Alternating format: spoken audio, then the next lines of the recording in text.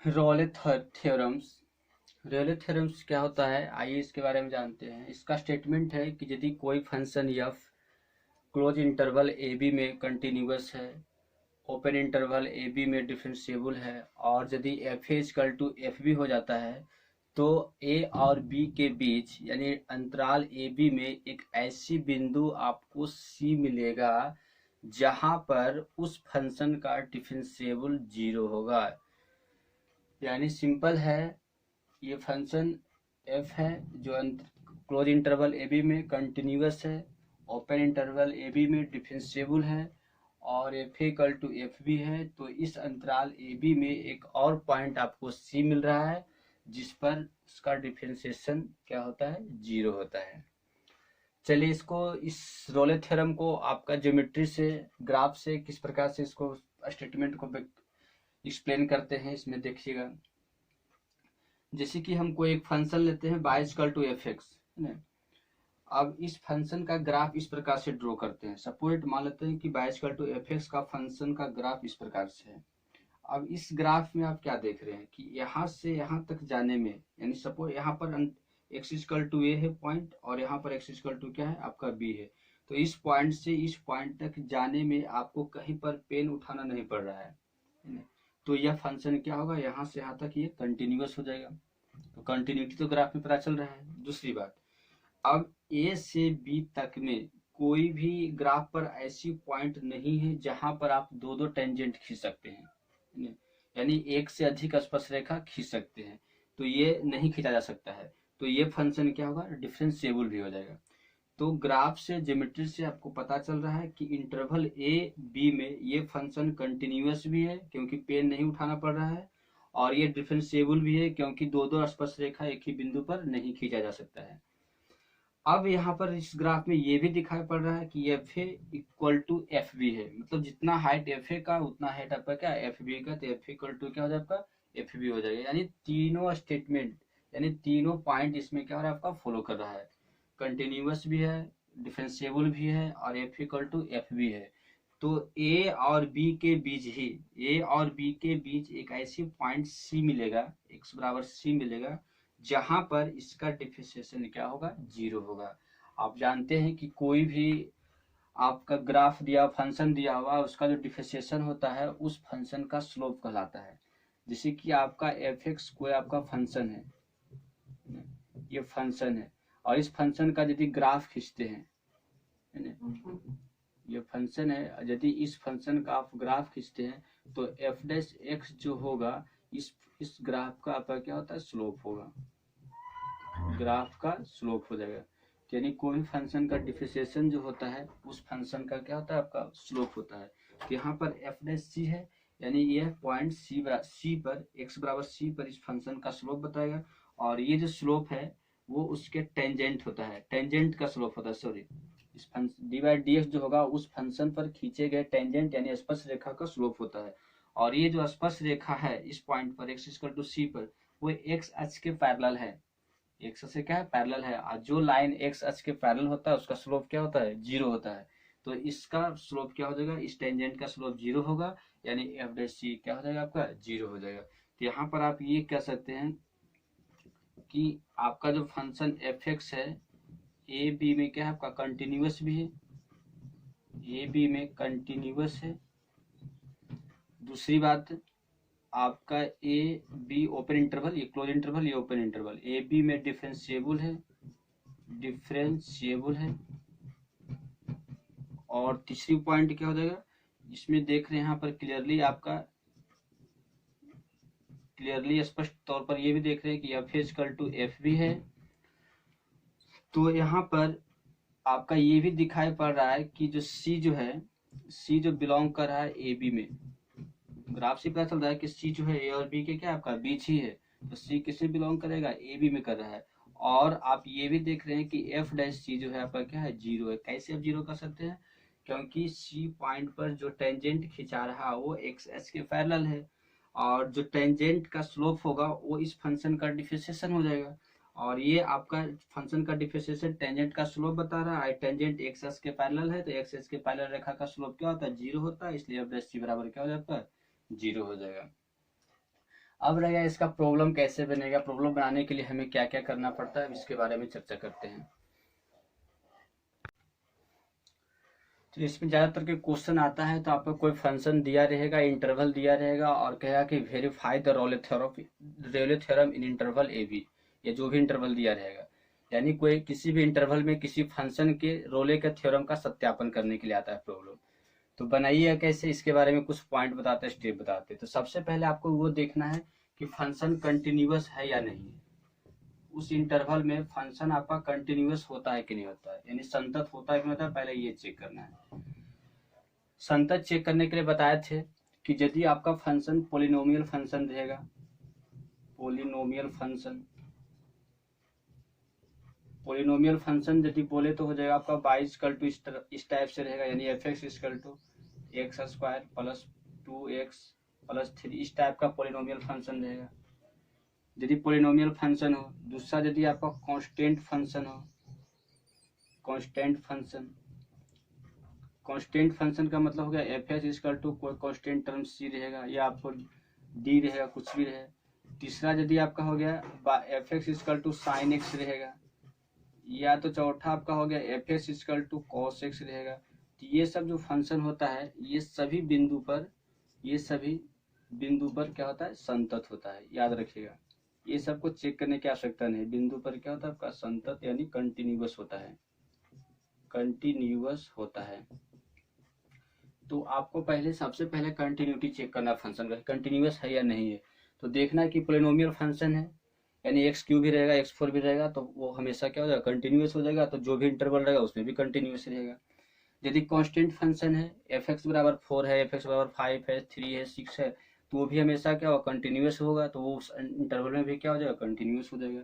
यदि sine x है तो ये भी हमेशा कंटिन्यूअस होगा, कॉस एक्स है तो ये भी हमेशा क्या होगा, कंटिन्यूअस होगा। तो इस प्रकार से आप कंटिन्यूटी को डायरेक्ट चेक कर सकते हैं। इसके अलावा अलग फंक्शन है तो फिर कंटिन्यूटी को चेक करने का नियम आपको अप्लाई करना पड़ेगा। अब रह गया दूसरा स्टेप आपका डिफरेंशिएबिलिटी चेक करना है।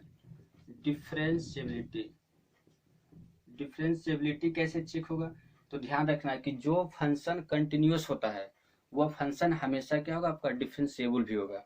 तो आप कंटिन्यूटी चेक कर दिए तो आपका डिफरेंशिएबिलिटी भी चेक हो जाएगा, यानी जो फंक्शन कंटिन्यूअस है वह डिफरेंशिएबल भी होगा।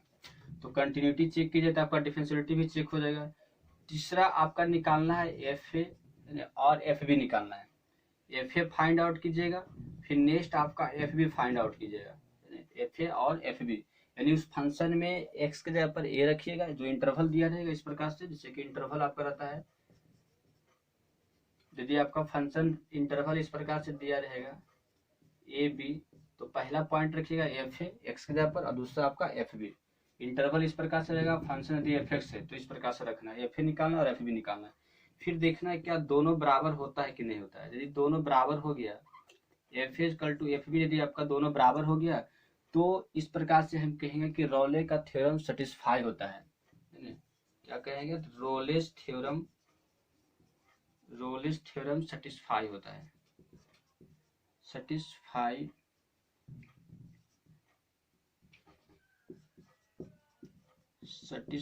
है।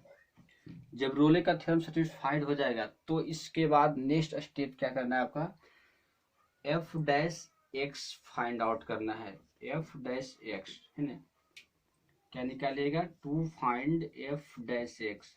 जब एफ डैश एक्स आपका निकल जाएगा तो फिर आपका एफ डैश एक्स की जगह पर रिप्लेस क्या कीजिएगा, एफ डैश सी है ना, यानी पुट कीजिएगा f dash c equal to 0 है ना। F dash x find out करके पुट करना है F dash c equal to 0, और f dash c equal to 0 put करके आपका सी का वैल्यू निकालना है, सी का मान निकालना है। और सी का मान जो रहेगा आपका किसमें बिलोंग करेगा, ए बी में बिलोंग करेगा। जो सी का मान रहेगा वो इंटरवल का आपका बीच ही रहेगा। तो यदि ए बी में बिलोंग करेगा तो आप यहाँ पर कह सकते हैं कि रेले का थ्योरम क्या है, वेरीफाइड है। रोलेस थ्योरम वेरीफाइड है, वेरिड क्या आपका फाइड है। इस प्रकार से आपका चेक किया जाता है। तो पहले कंटिन्यूटी चेक कीजिएगा, डिफरेंशिएबिलिटी चेक कीजिएगा, कंटिन्यूटी हो जाएगा तो डिफरेंशिएबिलिटी भी निकल जाएगा।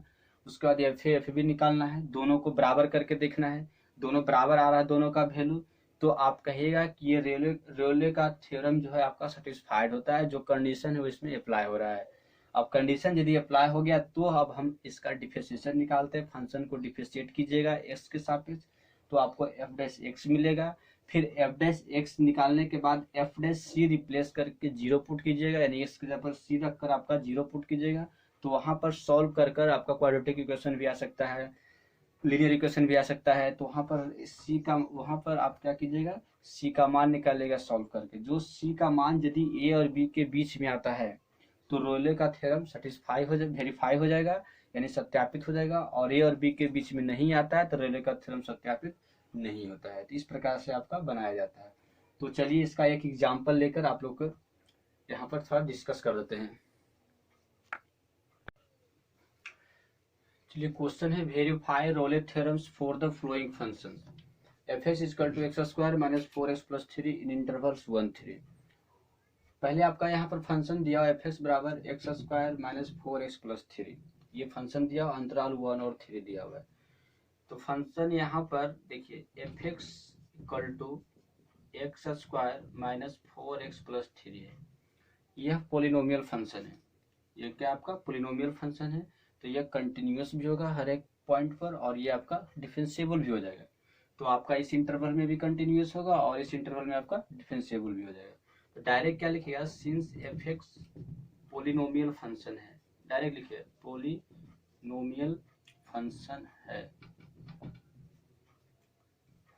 है, इसलिए एफ एक्स क्लोज इंटरवल 1-3 में कंटिन्यूअस है तथा ओपन इंटरवल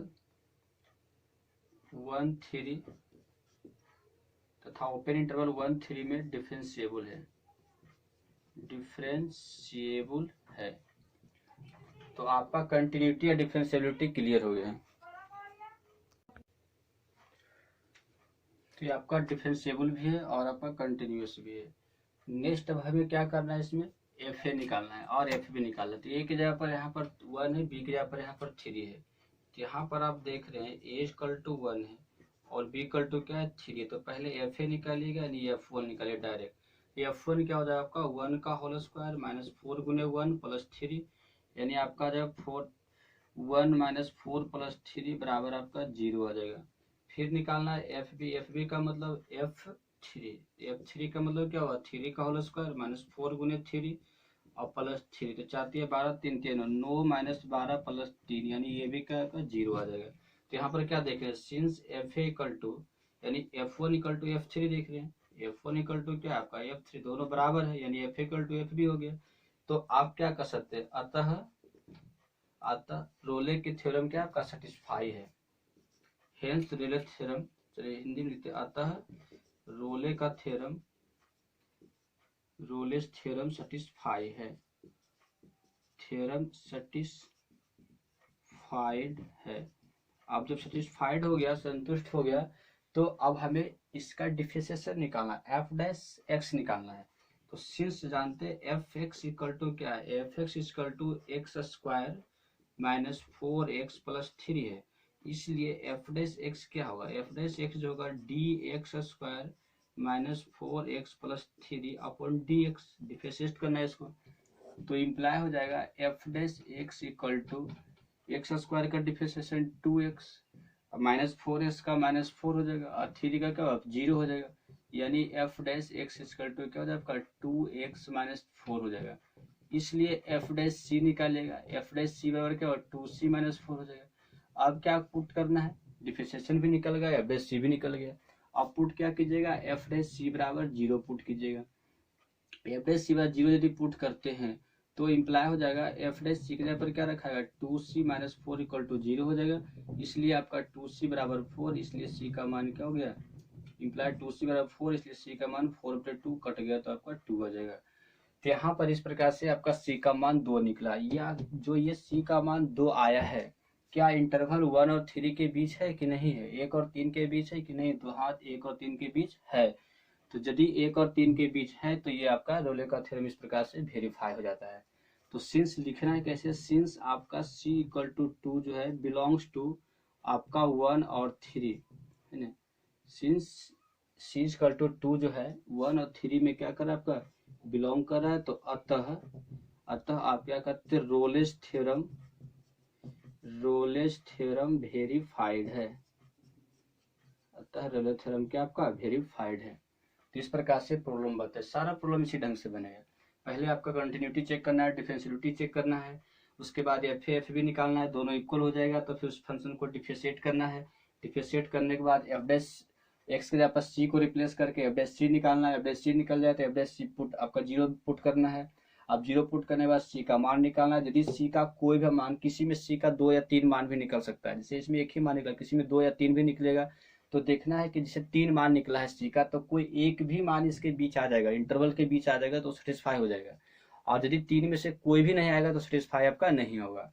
यदि सी का मान 4 गो निकलता है तो 4 गो में एक भी इसके बीच आएगा, 3 यदि नहीं आएगा तो भी हो गया आपका सेटिस्फाइड हो जाएगा, यानी कम से कम सी का एक भी वैल्यू इंटरवल के बीच में आना चाहिए, तो आपका रोले का थ्योरम वेरीफाई होगा, अदरवाइज वेरीफाई नहीं होगा।